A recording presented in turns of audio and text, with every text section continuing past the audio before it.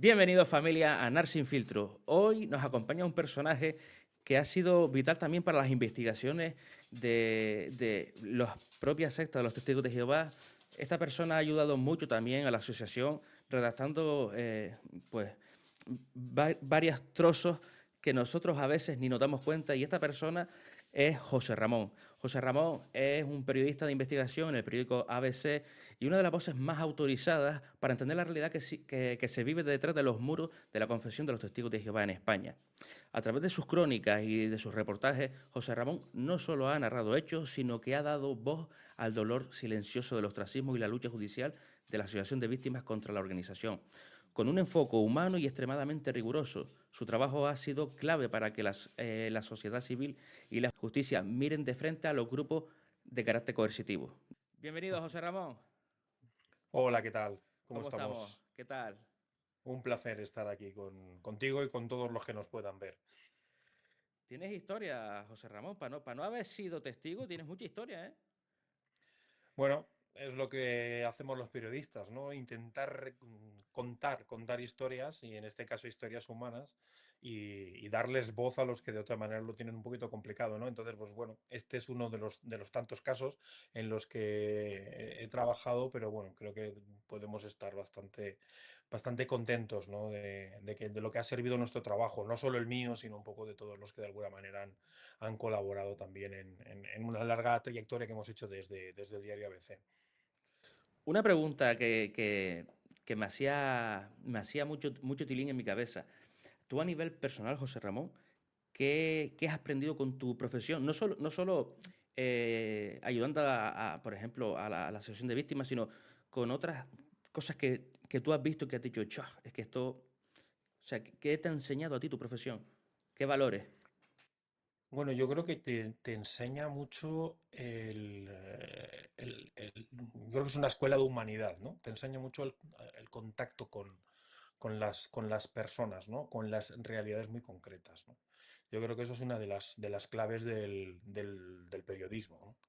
Y luego también te enseña sobre todo una escala de valores, ¿no? O sea, es decir, cuando tú te sumerges en el mundo del periodismo, cuando tienes que comunicar, cuando hablas con unos y con otros, cuando hablas con el poder, con los poderosos, pero también hablas con los que sufren esas consecuencias del poder, te tienes que dar cuenta de que necesitas tener una base muy firme y una escala de valores.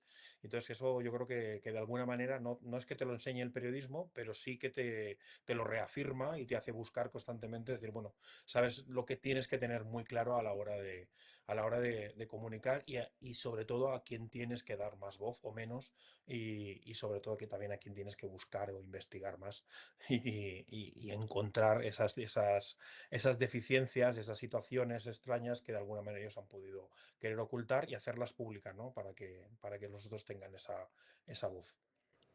Pues sí, la verdad que tiene que ser un trabajo, yo creo que muy bonito. Vivirás experiencias, me imagino que bastante amargas, porque no, obviamente no, nadie le gusta ver mal a otra persona, ¿no? Y otras Ujú. muy bonitas, ¿no? Sí, sobre todo lo gratificante es cuando luego consigues ver que sirve para algo, ¿no? Lo que has hecho.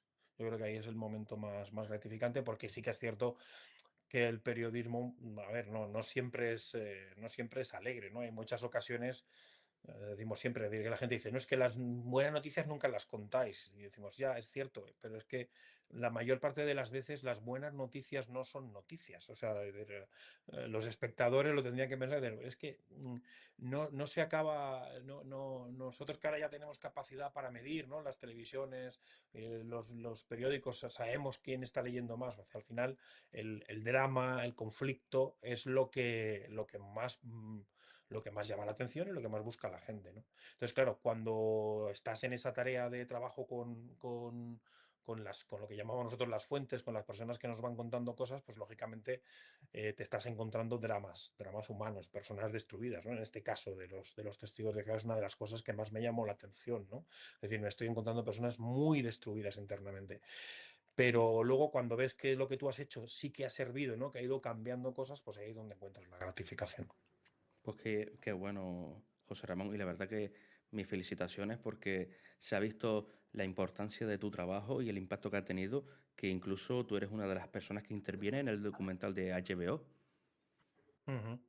Sí, bueno, el documental en realidad está basado en un producto que hicimos nosotros previamente, que es un podcast que, bueno, fue una gran apuesta del periódico en su momento, que a su vez se basaba en todas las informaciones previas que habíamos publicado, fundamentalmente que había publicado yo, sobre el juicio y sobre la realidad de los testigos de Jehová, ¿no? Es un poco como esa sucesión, ¿no? Todo comenzó con ese momento, ¿no? Con esas publicaciones. A partir de ahí vimos que había mucho más, ¿no? Y que se podía dar mucha voz a las víctimas. Hicimos ese podcast, que es Los Expulsados del Paraíso, y la productora de televisión se fijó en ese podcast y compró de alguna manera los derechos, y a partir de ahí hizo esa versión que es la serie de televisión, ¿no? O sea, es un poco como al final hemos hecho un trabajo que ha tenido recorrido prácticamente eso, en prensa escrita, en internet, en podcast, que de alguna manera es la radio del siglo XXI, y luego también en una serie de televisión. Qué bueno, qué bueno. Y como ya hemos nombrado, ¿no? Un poquito al tema de las víctimas, tu intervención y demás, me gustaría hacerte una pregunta que también me llamó mucho la atención y la verdad que yo no la sé, ni tampoco la gente que nos están viendo, que ¿cuál fue el hilo específico del que tú tuviste que tirar para darte cuenta de que el caso de las víctimas de los testigos de Jehová en España, en este caso, no eran hechos aislados, sino un problema sistemático? Ujú. Pues mira, lo primero de todo es que el primer artículo tiene que ver con el juicio, ¿no? Yo de alguna manera, yo normalmente hago información sobre religión, fenómenos religiosos, y, y- y hay como varios campos en los que era complejo entrar. Uno de ellos era el de los testigos de Jehová. Eh, ya había escrito sobre otros grupos parecidos, y esto había generado una serie de conflictos internos en los medios, de llamadas de sus jefes de prensa, de intentar un poco controlar esa parte. Entonces, yo tenía ganas, ¿no? Conocía un poco la situación de los testigos de Jehová, sabía algo sobre ellos, de lo que había ido leyendo, documentándome, pero la manera de publicar o el cómo publicar lo veía un tanto complejo. Entonces, cuando descubro a través de, que yo creo que era de Twitter, que va a haber un juicio, y además descubro que el juicio es un poco al revés, ¿no? O sea, todo el mundo puede pensar que son las víctimas las que denuncian a quien les ha hecho daño, y en este caso es la asociación que ha hecho daño la que denuncia a las víctimas. Pues digo, aquí tenemos la oportunidad de poder contar algo sobre los testigos de Jehová sin que luego nos puedan decir que estamos mintiendo, que estamos engañando, que nos persigan para que borremos esta información, porque lo que estamos contando aquí, lo estamos contando de lo que ha ocurrido en un juicio. Y esto no lo pueden negar. Es decir, si yo voy a un juicio y hay una víctima está contando lo que le ha ocurrido, yo digo, esta víctima ha contado esto en el juicio. Entonces, este fue el hilo del cual empezamos a tirar de alguna manera, que es a partir de lo que es el juicio. Y a partir de aquí, claro, ya nos dimos cuenta, al asistir al juicio, al ver los testimonios, que la realidad iba mucho más allá, ¿no? Porque, bueno, vas un poco como diciendo, vamos a ver qué nos encontramos, y a mí lo que me llamó la atención no era que me encontraba con historias que las había de abusos infantiles, de maltratos, de problemas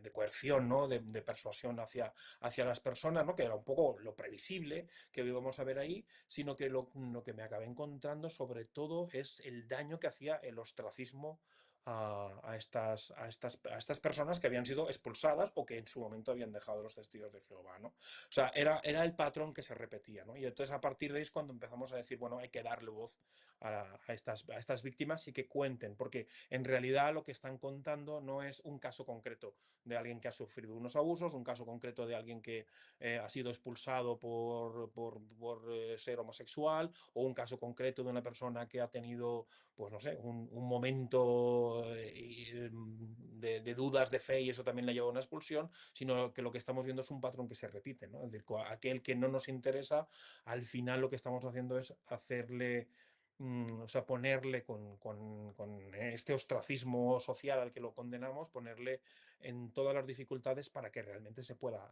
marchar, ¿no? Entonces yo creo que eso, y que deje de hablar de nosotros, ¿no? Entonces eso es un poco lo que descubrimos en ese juicio, y lo que nos llevó, pues, a varios artículos, y luego también a hacer ese podcast del que te hablaba. Claro, y yo creo que, dado que la religión, en este caso de los testigos de Jehová, por su conocido sistema hermético, ¿no?, que tiene, ¿cuál fue el mayor desafío logístico o legal para verificar los testimonios sin comprometer la seguridad de la fuente? Bueno, aquí teníamos una ventaja que era testimonios que estaban dichos en sede judicial, con lo cual hay un acta, es decir, ahí no había un problema. Y luego también, en otros casos, pues bueno, sí que había alguien quien pedía pues el que se cambiara, el que no fuera su propio nombre. Es decir, en el podcast, por ejemplo, aparecen personas que no con un nombre ficticio, porque sabían que iban a tener problemas, ¿no? En el propio juicio yo lo recuerdo, una de las primeras, creo que en la primera sesión en la que intervienen víctimas, o sea, testigos testigos en el juicio por parte de la Asociación de Víctimas, un par lo dicen, bueno, usted tiene relación con su familia, y dice, bueno, tengo una ligera relación, pero estoy convencido de que cuando acabe este juicio le van a contar lo que he dicho aquí y dejaré de tener relación con mi madre, con mi padre, o sea que eran muy, muy conscientes, ¿no? Entonces nosotros ahí sí que jugábamos un poco, había quien no tenía ningún problema, ¿no? Y prefería salir con su propia cara, su propio nombre, y hay quien buscamos ese anonimato porque sí que es verdad que le comprometía mucho, ¿no? Porque aparte, un poco esa situación también de la parte legal, también está la situación personal, ¿no? Es decir, es que me lo contaba hoy mismo, ¿no?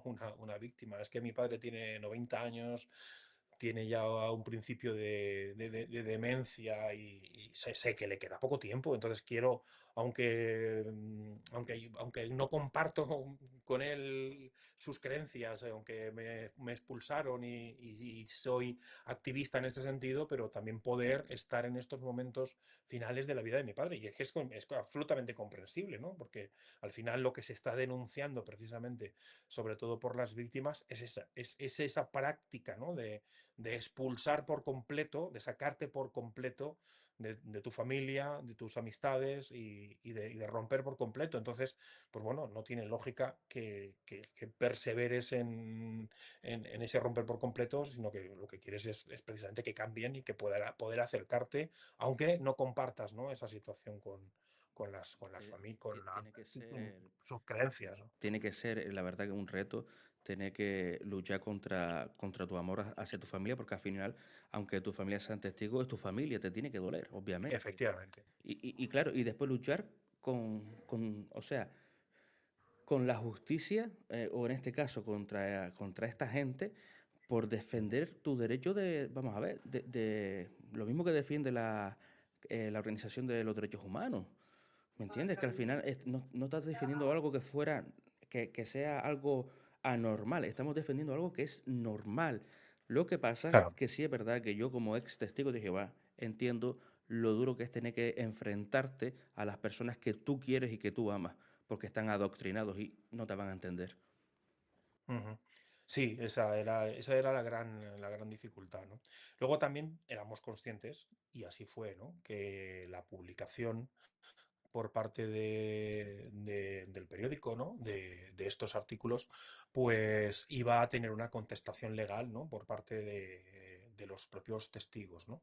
Y así fue, o sea, que decir, el primer artículo, lo primero que recibimos es una aluvión de cartas al director, que esto es una cosa de otra época, que es decir, los medios recibimos cartas al director, pero recibir un aluvión como el que recibimos de centenares de cartas, tanto en físico como a través del correo electrónico, ¿no?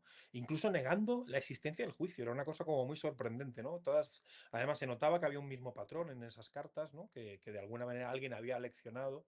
Era curioso también porque supuestamente los testigos de Jehová no pueden leer periódicos mundanos y además menos aún informaciones en su contra, con lo cual Exacto. decías, ¿cómo se han podido enterar? ¿No? Es decir, dentro de su lógica no tiene sentido que ¿En, sea en- esta persona que es testigo pueda estar contestándonos a algo porque no lo ha podido leer según ellos, en ¿no? qué año fue esto, José Ramón? Esto fue en el año 22, O sea, finales del 22. o sea que no hace mucho. No hace mucho, ¿no? Entonces, primero recibimos esto, luego también yo recibí bueno, yo sí que para hacer la primera información y luego las otras también. O sea, normalmente siempre he hablado con el responsable de prensa o con los testigos de Jehová para que me dieran su valoración sobre lo que yo estaba preguntando. Es decir, yo, como hacemos los periodistas normalmente, cuando damos una información, hablamos con una parte y hablamos con la otra y a partir de ahí componemos una información. Bueno, también pues tuve muchas llamadas de teléfono, correos electrónicos, haciéndome ver en todo lo que me equivocaba, que me estaba dejando llevar en una campaña, al igual que les estaba ocurriendo en Rusia, que esto era una persecución, eso tuvimos también por ahí. Luego tuvimos también una petición de un derecho de rectificación, que es una cosa que recoge nuestro ordenamiento jurídico, es decir, que una persona que se pueda sentir que una información que se ha publicado no es correcta, tiene derecho a reclamar una rectificación. Lo que ocurrió es que lo que nos enviaron ellos no era una rectificación, lo que nos envió fue una especie de panegírico de la confesión religiosa. No es que nos hubieran dicho, bueno, usted en esta información hace esta afirmación que es falsa, con lo cual tiene que rectificarla. Bueno, pues vamos a ver si es así y luego nosotros publicamos que esto es falso por esta razón o por lo que ustedes están diciendo esto. Entonces, el periódico decidió no publicarlo, ¿no? Los servicios jurídicos vieron, dijeron esto no es una rectificación, con lo cual nos denunciaron. O sea, tuvimos una denuncia por no ejercer el derecho a rectificación y, y de hecho, además, también esa denuncia fue presentada en el juicio, es decir, en la siguiente sesión del juicio, como una de las pruebas de que esto era toda una campaña contra ellos, que la había iniciado la Asociación de Víctimas, se presentaba pues el hecho de que se había tenido que denunciar a un diario como ABC por no publicar el derecho a rectificación. La denuncia la ganamos finalmente, o sea que tenemos una sentencia que dice que obramos correctamente, Ujú. eso también está muy bien, pero bueno, ahí estaba toda esa presión. Yo eso ya lo había vivido con otros grupos, ¿no? En concreto, por ejemplo, con la cienciología, me había ocurrido hace muchos años en una información, ¿no? Al final es toda una presión sobre el periodista en el que es decir, al final lo que dices es, bueno, quizá me sale a cuenta no hablar de este tema. O sea, no meterme en ello, ¿no? Porque en este caso yo tenía el respaldo de los servicios jurídicos del periódico, de mis superiores, de mi director, de mi redactora jefe, pero si no lo hubiera tenido, si en un momento determinado ven esto y dicen, oye, pues publicamos el derecho a rectificación, deja de hablar de este tema y no nos metamos en líos, pues no hubiéramos podido seguir adelante, ¿no? Entonces, claro, cuando con toda esta presión, tú imagínate, cientos de cartas que están llegando diciendo que la información no es correcta, llamadas de los responsables de prensa que llamaron también y pidieron una reunión con la dirección del periódico y de hecho vinieron, o sea, tuvimos aquí una reunión con ellos, también un poco en la misma línea. Una denuncia ante el juzgado por no cumplir el derecho a rectificación. Es decir, son toda una serie de cuestiones bueno, yo te digo, o estás muy convencido y en este caso tengo que agradecer a mi periódico que sí que lo estaba, o al final dices, oye, pues no sale a cuenta, pues ya está. Bueno, hemos publicado un artículo, publicamos la rectificación y a la siguiente cosa que ocurra de este tema no la publiques y así nos evitamos líos, ¿no? Es un poco yo creo que lo que ellos buscan con todas estas campañas. Claro, la verdad que cuando un trabajo se hace bien, se hace bien. Y la verdad que yo, por ejemplo, esto lo desconocía, lo de que les habían mandado a ustedes carta, el tema del derecho de Mm. ratificación, yo eso no lo conocía, la verdad. Es súper importante, creo que es súper importante que lo hayas contado, porque así los testigos de Jehová también que nos están viendo entienden que cuando en plataforma se sube una anciana congregación y dicen los problemas hay que dejarlos en manos de Jehová, que Él pone cada cosa en su sitio, para que se den cuenta del patrón de hipocresía que hay. Porque ellos mismos son los que presentan denuncias y son los mismos que empiezan una persecución contra la Asociación Española de Víctimas de los Testigos de Jehová. Efectivamente.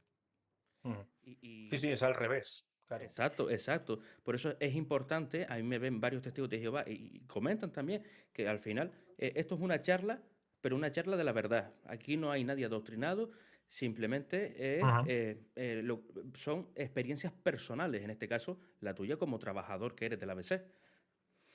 ujú. Y también tú tuviste que contrastar información de sus propios manuales, ¿verdad?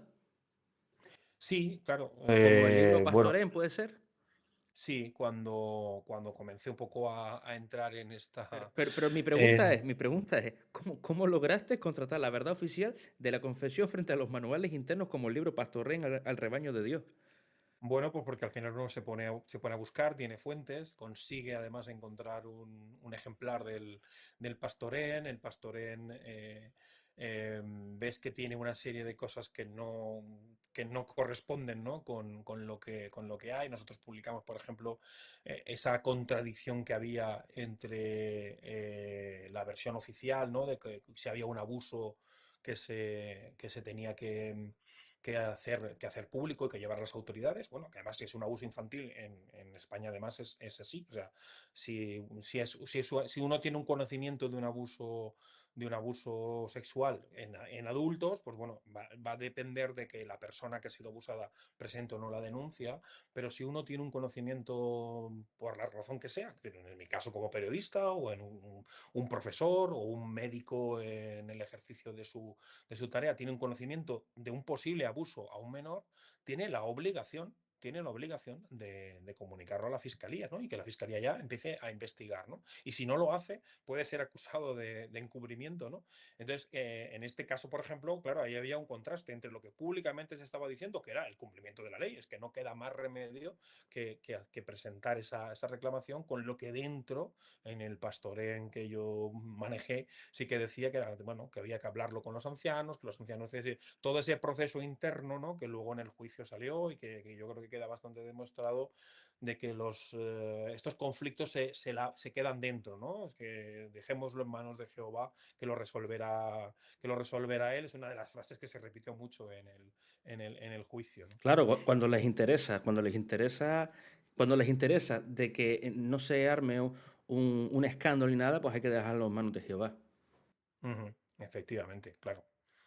Bueno, es la manera también de demostrar el encubrimiento, ¿no? O sea, yo creo que es un poco esa jugada. Y también yo creo que esa filosofía es la que llevó en su momento a que plantearan esta demanda, ¿no? Que era un poco lo sorprendente, ¿no? Como una confesión relativamente potente. No estamos hablando de un pequeño grupo, ¿no? Que dices, bueno, a veces hay pequeñas iglesias cristianas o de otro tipo, ¿no? Que dices, bueno, son muy poquitos. Bueno, dicen, se han sentido ofendidos, ¿no? Aquí estamos hablando de una gran confesión eh, mm, que va contra una pequeña asociación de víctimas, que yo digo que cuando yo creo que la primera vez que contacto con ellos, con el juicio, casi no me saben decir cuántos son. Me hablan de unos 20 más o menos que estaban en un grupo de WhatsApp, ¿no? Entonces dices, ¿por qué, no? ¿Por qué se preocupa de esto, no? Pues yo creo que porque forma parte de esa estrategia del encubrimiento, ¿no? Es decir, el propio ostracismo forma parte de esa estrategia del encubrimiento. Es decir, cuando yo pertenezco a una entidad, en esa entidad, lógicamente, hay cosas que ahí están, entonces, bueno, se busca la forma que los conflictos, los problemas no salgan hacia afuera. Eso suele ser habitual en muchas organizaciones, ¿no? Esa falta de transparencia. Pero claro, la mejor manera también de que esto no salga afuera es incluso desacreditar a los que han salido, porque normalmente quien cuenta estas cosas es el que ha sido expulsado o el que se ha marchado porque está viendo que aquello está putrefacto o que no le gusta, ¿no? Entonces, la forma es desacreditar esa voz, porque si desacreditas esa voz nunca se sabrá lo que hay dentro o pondrás en duda, ¿no? Si lo que está esta persona contando es cierto o no, ¿no? Eso es un poco la dificultad. Esa era la dificultad que yo había visto como periodista, decir, bueno, yo tengo aquí testimonios de testigos que me pueden contar cosas, pero frente a esos testimonios, en mi trabajo de periodista tengo que llamar a la otra parte y la otra parte me desacredita, ya no me desacredita tanto el testimonio, sino que incluso a la persona. Es decir, me desacredita, bueno, es que esta persona, bueno, pues ya hizo un juicio en su momento, pero no lo ganó, no sé cuál tal. Entonces ya, claro, cuando empiezan a poner en dudas, que esa es una estrategia que también intentaron en el propio juicio, en una de las sesiones, que es cargar contra las personas, contra las que estaban allí. Es decir, intentar que se rompieran, intentar que esas personas de alguna manera ante la juez quedaran desacreditadas, pues diciendo que habían mentido, diciendo... Entonces, eso lo intentaron durante el juicio también, ¿no? Entonces yo Bueno, creo que eso es un poco la estrategia para conseguir que no salga nada de lo que hay dentro en negativo. bueno, y es más, cuando fue Bueno, no, es mentira. Sí, sí, la semana pasada subió un vídeo que hablando del juicio con, Ujú. con Carlos Bardavío, cuando él dice de que incluso hasta Aníbal Mato dijo, los testigos de Jehová no rompen familia. Pero Sí, sí, después, efectivamente. pero después tenemos, yo creo que si nos ponemos a buscar en internet, puede haber hasta más de 3.000 confesiones de familias rotas por la confesión religiosa de los testigos de Jehová. No conozco ni un solo ex testigo que no haya roto con su familia. O sea, entonces Es es un complicado, ¿eh? patrón, es evidente que es un patrón. O Es sea, muy que complicado.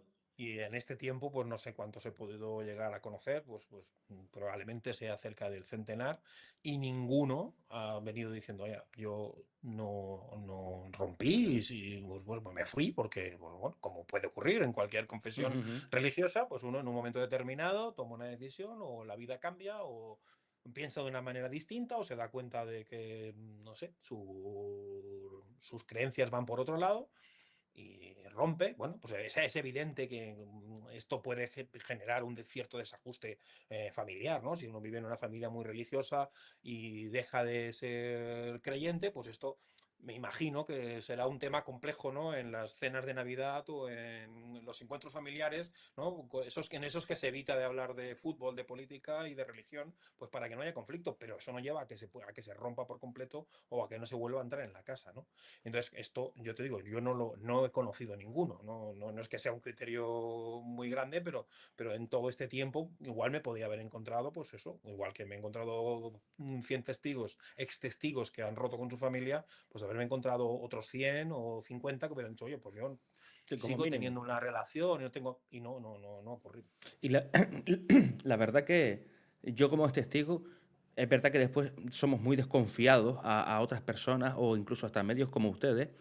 Por eso la siguiente pregunta viene hilando con esto.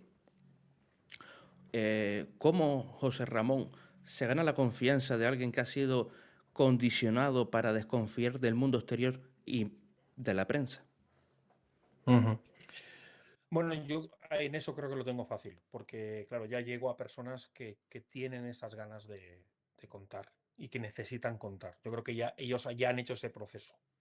Es decir, hay alguno que no tanto, ¿no? Y algunos sí que ya te digo que cuando, por ejemplo, en el podcast hay un par de personas que aparecen con un nombre ficticio y que pidieron, pues de alguna manera todavía no hacer esto, pero otros muchos ya habían hecho esa parte del proceso, ¿no? Que eran un poco los que habían llegado a ese germen de la asociación de víctimas y entonces ellos tenían ganas de contar. Eso yo creo que me parece muy significativo, una de las cosas que yo también comentaba mucho en esos momentos, ¿no? Decir, bueno, es que realmente necesitan, ¿no? Forma parte de su proceso de sanación el poder contar lo que les ocurrió, ¿no?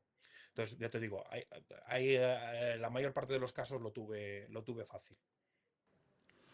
Otra pregunta que yo sé que me la vas a poder responder muy bien porque tú has sido una persona que, aunque no has sido testigo de Jehová, ha estado con estas víctimas y has estado, yo creo que en momentos buenos y momentos malos, como todos, y los Ujú. habrás visto reír y llorar.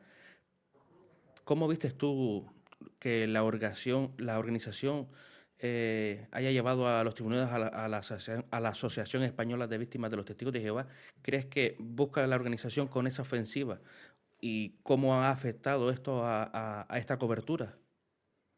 Ujú. Bueno, yo es lo que te decía antes, yo creo que forma parte de su estrategia de intentar acallar, ¿no? De intentar acallar a los que están fuera. Eh, Creo que se equivocan. O sea, aquí se produce lo que ahora llamamos, porque yo creo que se equivocan porque también no se dan cuenta de que el ostracismo servía en otros momentos, pero yo creo que en una etapa de internet, de redes sociales, en el que uno, al igual, le es fácil de encontrar, ¿no? A través, es decir, que uno puede tener no sé, la afición más extraña del mundo que se pone a buscar en cualquier red social y acaba encontrando a alguien en el resto del mundo que tiene una, ¿no? Que tiene una afición muy similar a la suya y se pueden poner en contacto, ¿no? Yo creo que esto, claro, cuando vivíamos en una etapa en la que no teníamos esto, pues bueno, si tú condenabas a alguien al ostracismo, si le hacías callar de alguna manera, te garantizabas, ¿no? Que no fuera posible que se pusiera en contacto con otra persona que también tuviera esas mismas inquietudes. Pero eso Es que es ahora, curioso, porque es que la denuncia, o sea, ellos lo que denuncian es el uso del nombre de víctima. de víctimas, De efectivamente. Ellos lo víctima. que quieren es que desaparezca la asociación. O sea, la argumentación es, existe una asociación de víctimas de los testigos de Jehová, nosotros no hemos generado víctimas, por lo tanto el nombre no es correcto, y por lo tanto como el nombre no es correcto queremos que se cambie, pero claro, si ya no resulta que no hay víctimas, no tiene sentido de que exista la asociación. Con lo cual también debe desaparecer la asociación. A mí es que me parecía como muy sorprendente. Bueno, que decía que aquí estamos en un lugar en el que hay una libertad de asociación y que cada uno se pueda asociar con quien quiera y como quiera, ¿no? Pero que no venga una entidad a decir, no, no, no puede existir. Otra cosa es que tú digas, estas personas, esta declaración que están diciendo es falsa, esto que nos están imputando es falso. Bueno, vamos a demostrar que es falso y por lo tanto nos van a tener que pedir disculpas y reparar el daño causado. Pero es que esa no era la argumentación. Eso luego ya en el juicio lo intentaron hacer, pero lo que es la demanda lo que dice es no tienen derecho a existir. O sea, que me parecía como muy sorprendente. Bueno, aquí tiene derecho a asistir prácticamente todo el mundo, o sea, y asociarse prácticamente todo el mundo. Y ya está, y a uno le puede gustar más o le puede gustar menos, y autoproclamarse víctima de una entidad religiosa. Es que estamos cansados de verlo en cualquier otra entidad religiosa en España. Quiero decir, la Iglesia Católica es la mayoritaria y, hombre, y víctimas de la Iglesia Católica y gente que se proclama víctimas de la Iglesia Católica las tenemos en todo momento. O sea, quiero decir, y bueno, y ya está. Y la Iglesia Católica pues lo encajará mejor o peor, pero no le queda más remedio. El otro día en los Goya, pues hubo quien dijo el chiringuito que tiene montada la Iglesia Católica, no sé cuál tal, y no puedo entender cómo la gente tal. Pues bueno, pues si no hay una demanda de derecho al honor contra esa persona por haber acusado a la Iglesia de ser un chiringuito y tal, sino que se asume que dentro de esta situación, componentes que tienen como el de la religión, ¿no? Que tienen un componente muy ideológico, de que uno lo puede de una manera u otra, pues bueno, que puede haber críticas y algunas serán más acertadas y otras menos, pero bueno, uno las encaja y ya está, ¿no? Pero es que en este caso era esto, es decir, no queremos ni que exista la asociación, es decir, que se disuelva la asociación y por lo tanto que no puedan ponerse en contacto, que yo creo que esta es la clave, que no puedan ponerse en contacto todas estas personas, porque la verdad es en la medida en que se van poniendo en contacto descubrimos que aquí hay un patrón, descubrimos que esto no es una cuestión de algo que ha vivido esa persona, pues porque, no sé, le tocó con unos ancianos que no Sí, tenían suficiente formación, algo aislado. porque se equivocaron, que esto puede ocurrir, quiero Sí, decir, sí, sí, por supuesto. aquí la clave está, pues podemos compararlo con el caso de los abusos, ¿no? Es decir, aquí puede haber un abuso sexual, pues bueno, al final siempre existe la posibilidad de que alguien se equivoque, de que haga una cosa mal, y entonces, pues bueno, que haya un abuso no lo vamos a poder limitar. Vamos a poder poner muchos frenos, pero al final el cero no lo vamos a conseguir. Exacto, La exacto. clave está en que detrás de esto luego haya un patrón. Hay un patrón de encubrimiento, como ha ocurrido, ¿no? Se demostró En en el caso la Comicio. Iglesia Católica en Boston, ¿no? La película Spotlight, ¿no? Que demuestra cómo había un patrón de encubrimiento. Es que eso es lo grave. Es decir, a ver, lo Y otro en también es, Dinamarca. evidentemente, es muy grave. En Dinamarca, no, perdón, en Australia, en el Royal Commission. No, Efectivamente. o sea, Ujú. 1006, 1006. O sea, ayer yo estaba grabando un vídeo hablando de esto. Y es que, claro, es que cuando tú te pones a pensar, son 1006 casos de abusos encubiertos. O sea, uno que se te pase, oye, yo puedo entender, porque somos personas, que digan, mira, Claro, se me pasó y la culpa la tiene fulano porque eso no lo registró, lo que sea. Pero 1006 casos, amigo mío, eso no sin despiste. efectivamente. Entonces, claro, cuando esas 1006 en Australia o las 600 y pico que eran en estos momentos son ya la asociación de víctimas, se ponen en contacto, empiezan a compartir lo que han vivido. Y cuando uno como desde fuera, como yo, cualquier otro periodista, empieza a ver que ahí hay un patrón, pues entonces está descubriendo algo que sí que enfoca a la confesión religiosa, ¿no? Es decir, ojo, que aquí hay un patrón, que aquí hay algo que se está repitiendo, que esto no puede ser que haya ocurrido porque ha habido 3 personas desviadas o 50 personas desviadas, sino que aquí lo que hay son unas directrices y esas directrices erróneas son las que están aumentando el daño, ya no solo causando, sino también aumentando el daño, ¿no? Entonces, Y eso yo creo que es fomentándolo. y fomentándolo de alguna manera. Y eso es un poco la clave que ahí vimos y yo creo que hemos conseguido, cuando te hablaba de ese trabajo bien hecho, yo creo que hemos conseguido el poder, el que se pueda hablar de esto con una cierta normalidad. Y te digo, es que si uno se pone a mirar información sobre los testigos de Jehová antes de ese momento, de ese primer artículo que nosotros publicamos Mm. cuando se había celebrado la primera sesión del juicio, verá que hay muy poca información. Alguien sacaba un libro y entonces se contaba algo, alguien que apuntaba cosas, pero en muchas ocasiones, además esto reto a cualquiera que ponga testigos de Jehová, derecho de rectificación, en muchas ocasiones iba el artículo y luego la rectificación de los testigos diciendo esto no es cierto y no Mm. sé cuál tal. Entonces todo quedaba como ahí en duda, ¿no? Y yo creo que eso, la información que sacamos propició que otros medios se fueran sumando, ¿no? De esa especie de ocultamiento que había, o de silencio que había en torno a los testigos de Jehová, que ya como he explicado, también estaba propiciado por esa presión sobre los medios cuando intentaban escribir alguna cosa. Luego, yo creo que el podcast nuestro ahí fue decisivo y fue clave porque y además ya también le dio una dimensión un poco más de una cierta Más profunda. internacionalización sobre, pues claro, sobre todo en el mundo de habla hispana, ¿no? Porque empezó a difundirse, es decir, fue un podcast muy seguido, estuvo nominado para varios premios Sí, sí, importantes, fue de súper hecho. importante, ¿eh? Súper Ujú. importante. Y entonces creo que esto es un poco lo que, bueno, claro, que hasta se fijó una productora en él y ha decidido hacer una serie de televisión. O sea, que decir que yo creo que eso es un poco lo que ha ido cambiando la situación prácticamente en menos de 4 años. Sí, estamos hablando de que esto era a finales del 22 y estamos a principios del 26, o sea, en 3 años y pico. Y ahora en España a ellos se les reconoce como una religión de notorio arraigo, ¿no? Según tus investigaciones, ¿existe una desconexión entre los privilegios legales que otorga el Estado y la realidad de los derechos humanos dentro de la congregación? Sí, aquí yo creo que un problema que tiene que ver con la legislación española. O sea, en realidad el ser reconocido como religión y luego el ser reconocido como notorio arraigo es una cuestión administrativa. Es simplemente que tengas la capacidad suficiente de presentar los papeles que te pida la administración. No tiene más. O sea, tú te inscribes como religión, demuestras que puedes ser religión y pasados, creo que son, te hablo de memoria, 30 años de esa inscripción y demostrando que tienes una implantación, creo que en 10 comunidades autónomas, ya puedes pedir el notorio arraigo. Es decir, que. Entonces, bueno, entonces esto no tiene un especial valor para los que estamos dentro. Yo creo que es un error porque la propia administración, ¿no? El propio Ministerio de Justicia, que es el que tiene este registro de entidades religiosas, tendría que revisar mucho más, ¿no? esta catalogación, porque sí que les sirve, ellos lo argumentaron mucho en el juicio, es que somos una religión y además una religión de notorio arraigo y por lo tanto cualquier crítica que se nos haga es una crítica contra la libertad religiosa.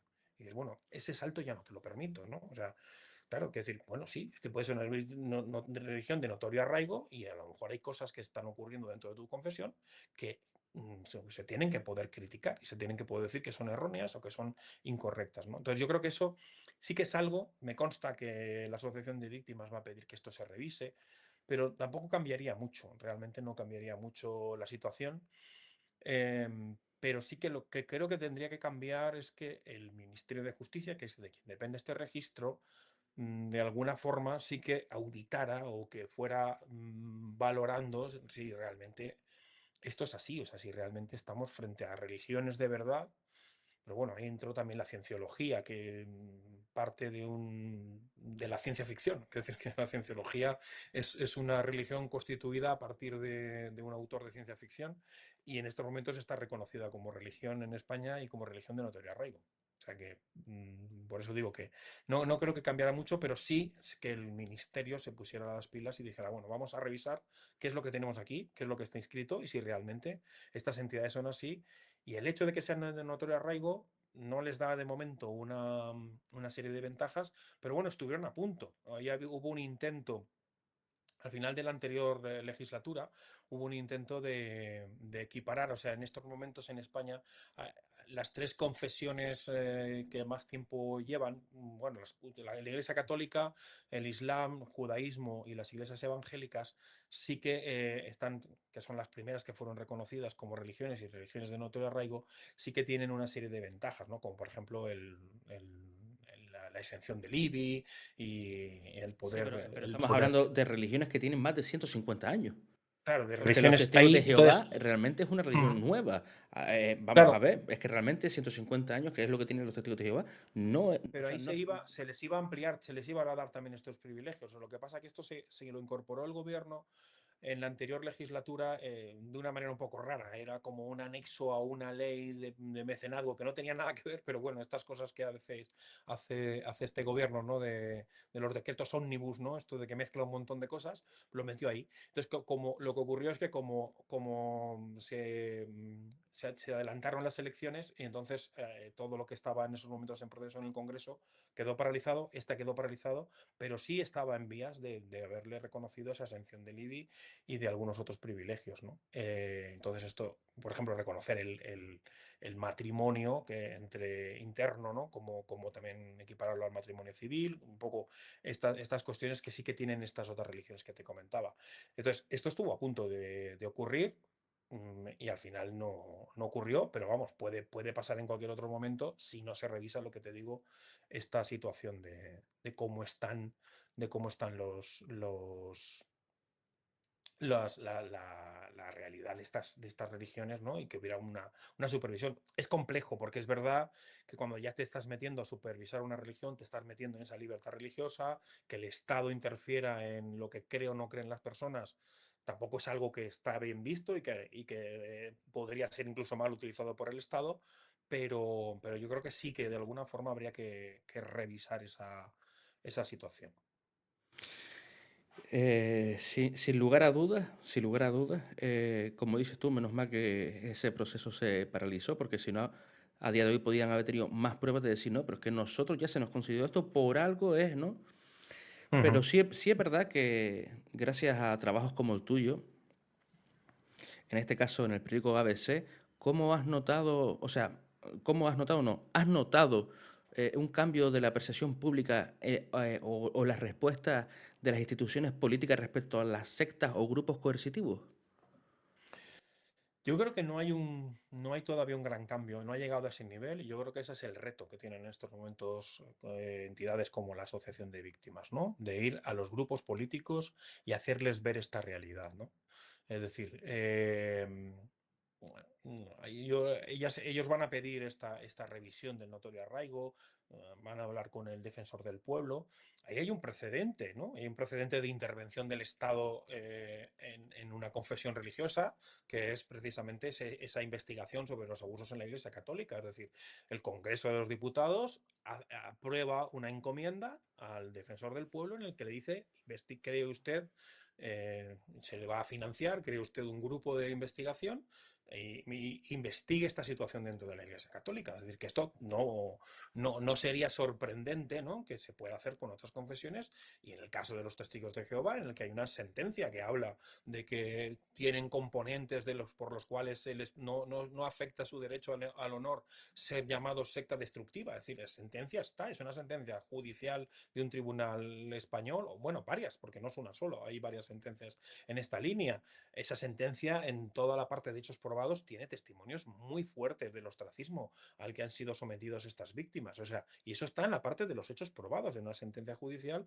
Yo creo que los grupos políticos deberían instar al defensor del pueblo o a otra entidad, pero vamos, yo creo que el defensor del pueblo es probablemente la más clave, ¿no? Porque es decir, es un organismo estatal, pero a la vez independiente, para que hiciera una investigación real sobre todo esto y que esto motivara a tomar una serie de decisiones con la propia confesión o cambios internos, pues como ha ocurrido con la Iglesia Católica, que ha buscado fórmulas para dar respuesta a esas personas abusadas, para darles indemnización incluso aunque no la tengan derecho dicho porque ya ha prescrito el caso o porque no tienen posibilidad de juicio. Es decir, esto de alguna manera ha removido la situación y ha llevado a la Iglesia a vivir esto, ¿no? Y hacer ese proceso de transformación interna. Pues yo creo que esto mismo tendría que ocurrir, ¿no? Entonces yo creo que aquí el paso que falta es que esto llegue a los grupos políticos y que los grupos políticos son los que lo lleven en su momento al Congreso, que de alguna manera donde se representa la situación, y que sea el Congreso, o que sea en este caso el defensor del pueblo, el que haga una investigación sobre esta realidad que lleve a hacer una serie de cambios, ¿no? Yo creo que esto sería clave, ¿no? Lo que pasa es que, bueno, la situación política en estos momentos está en otras cosas y no en estas, que yo creo que son las que realmente debería preocuparles, ¿no? Porque afecta a ciudadanos de manera muy, muy directa, ¿no? Y ¿sabes qué pasa? Una cosa también que yo me he dado cuenta, yo me he estado moviendo por diferentes municipios, hablando con la sala de prensa de dichos municipios. Y el miedo que todos tienen es el miedo del voto, ¿vale? Ujú. Como los testigos de Jehová son muchos, es lo que a mí me han expresado esa preocupación. Pero claro, cuando ellos se enteran de que ellos no votan, como No tú bien, votan, no tienen que tener peligro por ahí. exacto, como bien tú sabes, José Ramón, ellos no pueden votar. Es más, eso está catalogado como un pecado grave. Porque tú solo puedes votar o sea, en este caso a Jehová, mediante tu bautismo. Claro, ellos después se quedan un poco en shock, en blanco. Por eso creo que es Ujú. lo importante de este tipo de contenido, en este caso del contenido que hago, para que no solo, o sea, que no se crean que nosotros somos solo víctimas. No somos solo víctimas, somos, aparte de víctimas, somos personas que conocen muy bien la organización. Somos personas que lo han vivido y como tú, han estado alrededor y han visto otras cosas que la gente de a pie no ve. Ujú. Sí, ya te digo que ellos hacen un intento de desacreditar a las víctimas. A mí, por ejemplo, me mandaban escritos de periodistas y tal, diciendo lo último, un periodista italiano decía, lo último que se debe hacer es hablar con las víctimas para que te cuenten lo que ha ocurrido dentro de una organización religiosa. A ver, no estoy de acuerdo. Es verdad que el testimonio de una víctima está condicionado por su propia experiencia, pero ahí es donde está nuestro trabajo. Es decir, nuestro trabajo como periodista es decir, bueno, lo que me está contando y a partir de lo que me está contando, pues yo también tengo que ver qué parte de verdad hay o qué parte hay de exageración o de vivencia personal o de interés, ¿no? Es decir, a ver, los periodistas jugamos con fuentes y yo siempre lo digo, todas las fuentes que nos llegan son interesadas. Es decir, si alguien viene a contarme una historia es porque tiene un interés. Entonces, Claro, pues claro. bueno, algunos tienen un interés de destruir a su enemigo, de otros te cuentan la historia de su enemigo, otros tienen un interés de que prevalezca la verdad o de salvar su imagen, es decir, pero otros tienen un interés incluso económico, o sea, bueno, puede ser, pero bueno, que el que tenga un interés no desacredita que lo que te está contando pueda ser cierto o no. O sea, vamos a ver qué parte tiene de cierto, ¿no? Y entonces aquí es donde entramos con nuestra parte, ¿no? Nuestra parte de investigación y decir, bueno, esto que me está contando, a ver qué parte hay, es decir, qué tanto de cierto tiene, qué tanto tiene no sé, de que me está queriendo saldar cuentas contra esta persona que le hizo daño y a lo mejor aquí me está queriendo colar algo, ¿no? Entonces ahí es donde está nuestro trabajo. Entonces, en ese sentido, pues bueno, no pasa nada, es decir, que sean víctimas y esas víctimas, evidentemente, tienen mucho que han vivido. Y yo aquí lo que he descubierto es que incluso Justo ahí ahora cuentan, te quería preguntar yo sobre esto ahora. sí, o sea, te cuentan más de lo que quieren que publiques. Y eso creo que es significativo también, ¿no? Cuando alguien dice, bueno, pero esto no lo publiques, por favor. O sea, he llegado a vivir esto, pero esto no, hasta aquí no. ¿Vale? Entonces esto también es significativo. Es decir, eso es una persona que dice, bueno, a ver, quiere decir, porque no es alguien que te viene, que te cuenta la cosa más exagerada del mundo y públicala y dices, bueno, pero a ver, que no me da ninguna prueba, ¿no? Pero en este caso era casi al revés, era casi como recogiendo, una vez habían hablado contigo porque es verdad que además, ya te digo que son experiencias muy largas, ¿eh? Es decir, una llamada a un testigo de Jehová, un ex testigo de Jehová, es mucho tiempo porque te cuenta muchas cosas, tiene Sí, mucho que contar. sí. Y además yo digo, tengo que escucharle. Muchas veces además digo, "Sí, es que me lo sé, porque por lo que decíamos, es que es el patrón que se ha repetido, ¿no? El patrón que se ha repetido.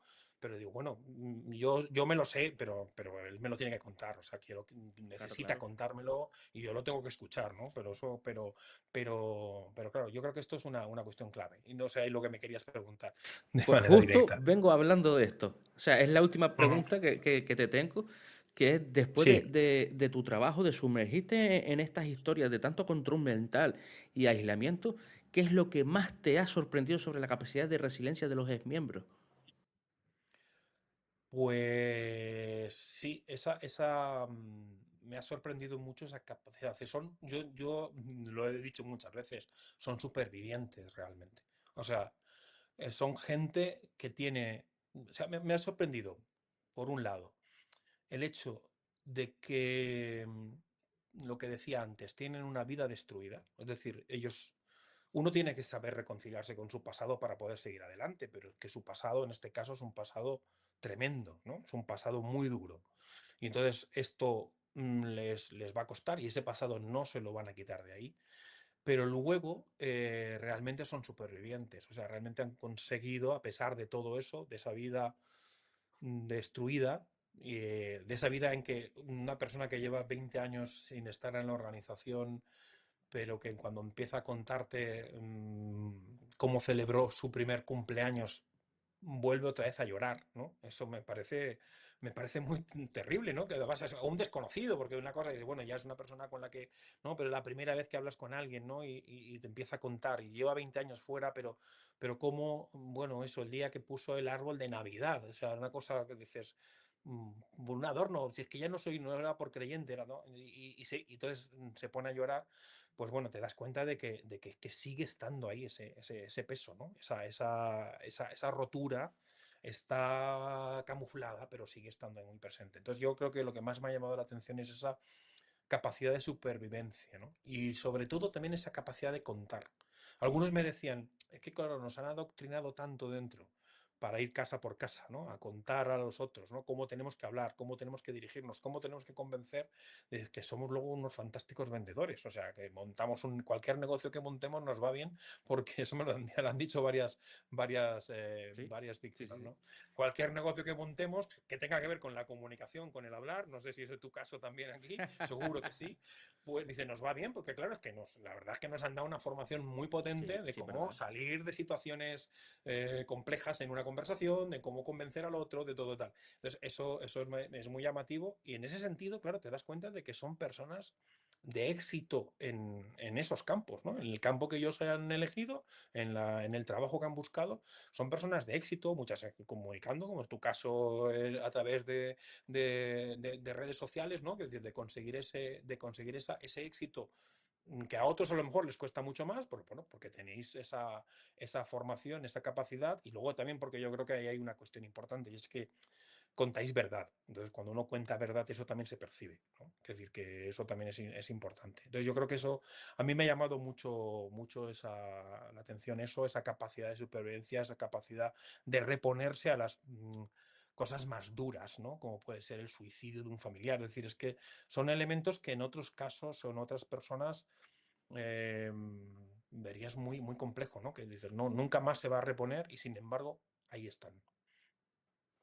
La verdad que esta era una pregunta que tenía ganas de hacerte, ¿no? Esa última pregunta, porque Ujú. una cosa son las cosas técnicas, las cosas de juicio, pero otras cosas es ver la realidad y el sacrificio de las personas cuando las tienes delante, no es lo mismo. Como decimos aquí en Canarias, Efectivamente. esos son otros López, amigos. Ujú. Efectivamente, yo creo que ahí cuando llegas a la persona y cuando a la persona le sirve, ¿no? Cuando recibes ese correo electrónico, esa llamada, dándote las gracias, ¿no? Que no son muchos, pero aunque sea uno, ¿no? Ese decir, bueno, este artículo lo habrá podido leer un montón de personas, 200.000 personas, 300.000 personas, pero le ha servido a una. Bueno, yo creo que esa es un poco como la gratificación, ¿no? Más importante, ¿no? Y entonces, bueno, ver que esto sirve, a mí me pasó, ¿no? O sea, gente incluso, me ha ocurrido con gente que conocía de otros ámbitos que no tenían nada que ver y que luego, después de la publicación del podcast, se puso en contacto y me dice, tú eres este, porque claro, no me relacionaba, ¿no? Entonces, Claro, claro, tú claro. eres este que está aquí, sí. Pues vamos, me ha hecho llorar mucho el podcast porque es que yo también fui testigo de Jehová, hace tiempo que no veo a mis hijos, tal, y entonces claro, decías, ostras, bueno, no sé, me llamó mucho la atención eso que ha podido ayudar a tantas personas. Como digo, como suelo decir yo, acostarte en la cama satisfecho de tu trabajo. Sí, a ver, es que eso es lo que nos queda, ¿no? O sea, esa parte, ¿no? Hay que quitarse los egos, ¿no?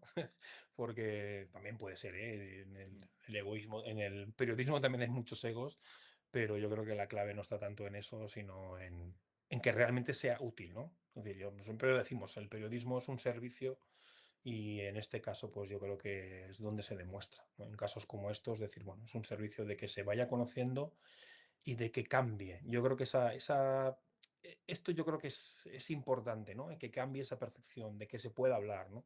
Ahora, por ejemplo, estamos pendientes de qué va a ocurrir con Noruega. En Noruega ocurrió una cosa como la que estábamos comentando antes. Noruega sí le quitó ese estatus de religión a los testigos Sí. de Jehová, precisamente por esta cuestión, ¿no? Del ostracismo.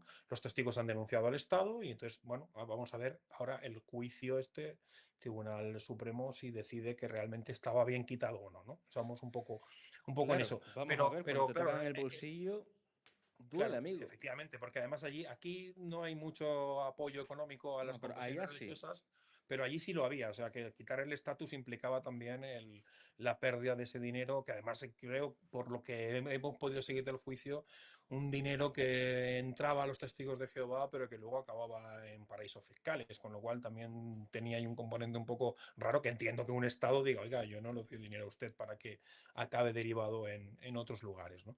Entonces, ese elemento, esos elementos, ¿no? Que han ido saliendo en otros sitios, que en Estados Unidos también esta campaña de mandarle cartas a Trump y a los senadores y congresistas para hacerles ver esta realidad, ¿no?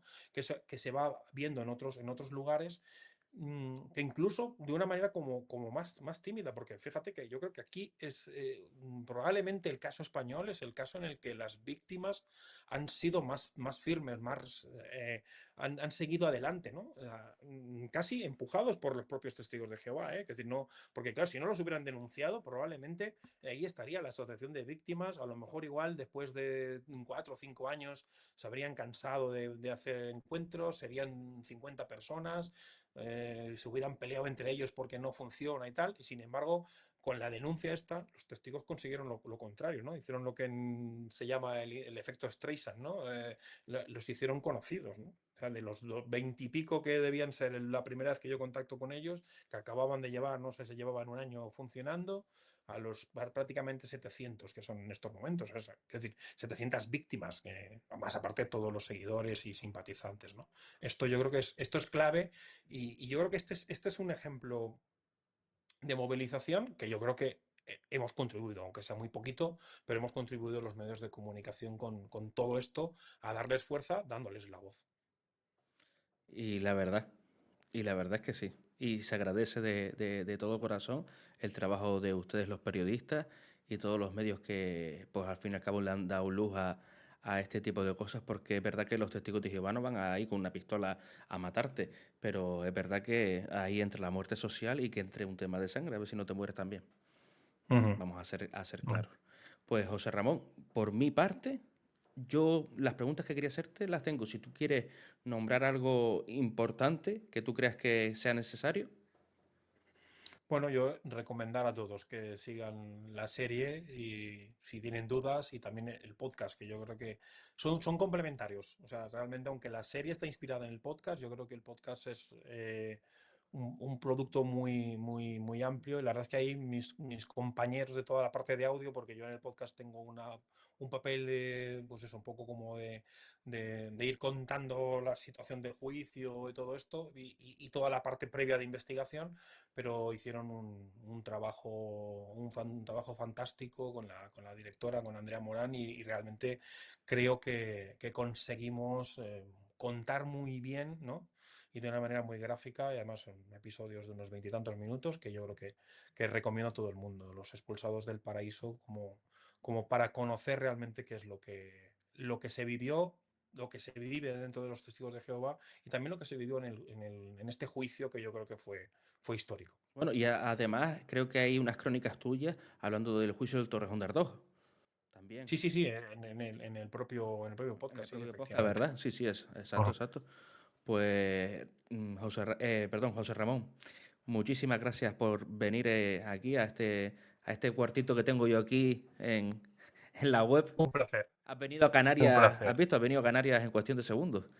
Efectivamente, habrá que volver por allí, pero ya a otras cosas. Y a la parte culinaria, que me han dicho que también manejas tú bien. A mí me gusta mucho, ¿eh? A mí también. He escrito también mucho sobre gastronomía, o sea Qué bueno. que así que habrá que ir por allá Pues te doy las a muchísimas disfrutarlo. gracias. También todas las personas que quieran seguirlo, dejaré abajo tu cuenta también